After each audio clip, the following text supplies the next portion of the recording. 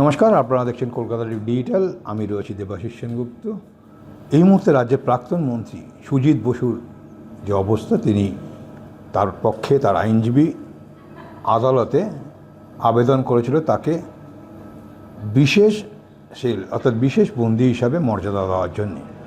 আর ঠিক যে জায়গায় কিন্তু এনফোর্সমেন্ট ডাইরেক্টরেট তারা কিন্তু আপত্তি জানিয়েছিল যে না, তাকে বিশেষ বন্দির মর্যাদা দেওয়া যাবে না। কিন্তু আদালত শেষ পর্যন্ত কিন্তু সুজিত বসুর যে আইনজীবী অর্থাৎ রাজ্যের প্রাক্তন মন্ত্রী সুজিত বসুর আইনজীবীর কথাকেই মান্যতা দিয়ে তাকে প্রথম শ্রেণীর বন্দি মর্যাদায় কিন্তু দেওয়ার জন্যে নির্দেশ দিয়েছে। গত বৃহস্পতিবার এই নির্দেশ দেন বিচারপতি। কারণ সুজিত বসুর বিরুদ্ধে যে অভিযোগ, গত 11ই মে তিনি গ্রেপ্তার হয়েছিলেন এনফোর্সমেন্ট ডাইরেক্টরেটের কাছে। জানি রাখি যে সুজিত বসু রাজ্যের প্রাক্তন মন্ত্রী বিধাননগর কেন্দ্র থেকে তৃণমূল কংগ্রেসের প্রার্থী হিসেবে লড়াই করেছিল। সেক্ষেত্রে তার নিকটতম প্রতিদ্বন্দ্বী বিজেপি শারদ মুখোপাধ্যায়ের কাছে তিনি 37,000-এরও বেশি ভোটের ব্যবধানে পরাজিত হয়েছেন। অর্থাৎ তার দল যেমন ক্ষমতা হারিয়েছে, রাজ্য সরকার তাদের গঠন করতে পারেনি, অপরদিকে বিজেপি সে রাজ্য সরকার গঠন করেছে, মন্ত্রিত্ব গেছে, বিধায়কের পদও গেছে। সেক্ষেত্রে দক্ষিণ দমদম পৌরসভায় নিয়োগ দুর্নীতিতে কিন্তু নাম উঠে এসেছিল এই সুজিত বসু, এবং সেক্ষেত্রে অভিযোগ হচ্ছে প্রায় 150-এরও বেশি নামের সুপারিশ করেছিল এই সুজিত বসুর মাধ্যমেই, এবং সেখানে নিয়োগ হয়েছিল দক্ষিণ দমদম পৌরসভায়। যদিও এ বিষয়ে পৌরসভার সহকারী আরেকজন যিনি রয়েছেন নিতাই দত্ত, তাকে একাধিকবার ডেকেছে এমনটাই অভিযোগ ইডির পক্ষ থেকে, যে তার কাছে আরও বেশ কিছু তদন্ত করে বেশ কিছু তথ্য পাওয়া গেছে, যে তথ্যের ভিত্তিতে আরও বেশ কিছু জিজ্ঞাসাবাদ দরকার। সেক্ষেত্রে নিতাই দত্তকে ডাকলেও তিনি আসছেন না, তিনি অসুস্থতার কারণ দেখিয়ে তিনি আসছেন না, এমনটাই অভিযোগ। আর যে প্রসঙ্গ আজকে বলতে এসেছি, যে এই বিশেষ প্রথম শ্রেণীর এই যে বন্দি মর্যাদা, এই বন্দি মর্যাদার প্রথম শ্রেণীর বন্দি মর্যাদার ক্ষেত্রে বেশ কিছু সুবিধা বন্দিরা পায়। যেমন সাধারণ বন্দীদের জন্যে গুঁড়ো মাজন থাকলো, এই প্রথম শ্রেণীর বন্দিরা তাদের ঘরে আলাদা একটা সেল পায়, খাট পায়, এবং সেখানে দাঁড়িয়ে টুথপেস্ট, মশারি, পাখা, এছাড়াও খবরের কাগজ, চেয়ার, টেবিল, বাড়ির খাওয়ার পাওয়া তারা করে, এবং সবসময় সিসিটিভি মনিটরিং তাদের অর্থাৎ নজরদারি সেখানে থাকে।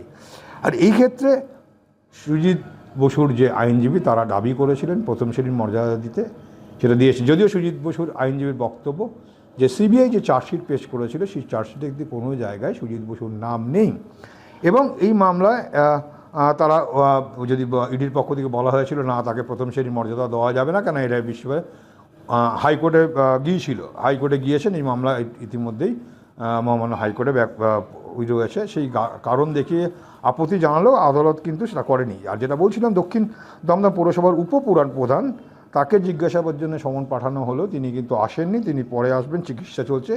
এইভাবে তিনি বেশ একাধিক কিন্তু সরিয়েছে। তিনি ইডির বক্তব্য যে সেক্ষেত্রে দাঁড়িয়ে যদি বেশ কিছু তথ্য তাদের কাছে যে উঠে এসছে তা পরীক্ষা করার জন্য তাদেরকে ডাকা হয়েছিল, এবং বেশ কিছু তথ্য সামনে এসছে, যে তথ্যের ভিত্তিতে একাধিক ডিজিটাল ডিভাইস বাজেয়াপ্ত করা হয়েছে সুজিত বসুর অফিস থেকে, তাদের ধাবা থেকে, এমনটাই কিন্তু ইডির আইনজীবীদের বক্তব্য। এবং সেই জায়গায় তা আদালতে পেশ করেছে, এবং বারবার তলব করা হলেও নিতাই দত্ত আসছেন না, তার কাছে জিজ্ঞাসাবাদে আরও বেশ কিছু তথ্য উঠে আসতে পারে, এমনটাই হচ্ছে। অর্থাৎ পুরো নিয়োগ দুর্নীতি মামলা তদন্তে দক্ষিণ দমদম পৌরসভা বেআইনিভাবে চাকরি, যে কথা বলছিলাম, যে বেআইনিভাবে চাকরি দিয়েছে প্রায় 150 জনের বেশি চাকরি প্রার্থীকে এই চাকরি দেওয়া হয়েছে, এবং যা সুজিত বসুর সুপারিশে। এবং সেক্ষেত্রে এই যে সুপারিশের যে টাকা তার ব্যাংক অ্যাকাউন্টে গেছে, এমনটা তথ্যই কিন্তু ইতিমধ্যে হাতে এসছে, এমনটা বক্তব্য, যা কিন্তু খতিয়ে দেখছে ইডির আধিকারিকরা। আর তাই গ্রেপ্তারের আগে সুজিত বসুর বাড়ি এবং অফিসে হানা দিয়েছিল, এবং সেখান থেকে যে তথ্য পেয়েছে তারপরেই তারা কিন্তু নিশ্চিত হয়েই সুজিত বসুকে গ্রেপ্তার করেছে। এখন বিষয় আদালতে।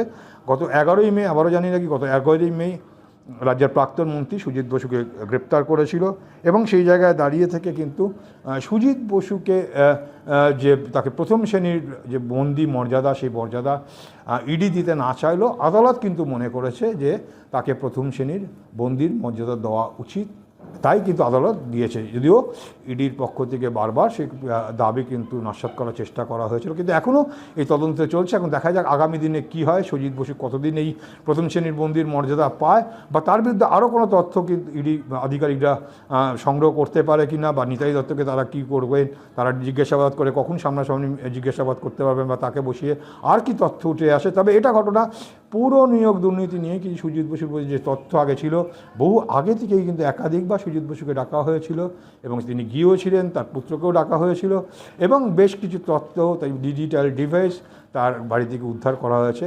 এখনও মনে করা হচ্ছে, ইডির আধিকারিকরা মনে করছে যে তদন্ত এগেলে আরও অনেক কিন্তু তথ্য তাদের কাছে এসছে, যা তারা কিন্তু ভেরিফাই করার জন্য একের পর এক লোককে ডাকছে, যার মধ্যে অন্যতম হচ্ছে এই নিতাই দত্ত, উপপুরপ্রধান দক্ষিণ দমদমের। দেখতে থাকুন কলকাতা টিভি ডিজিটাল।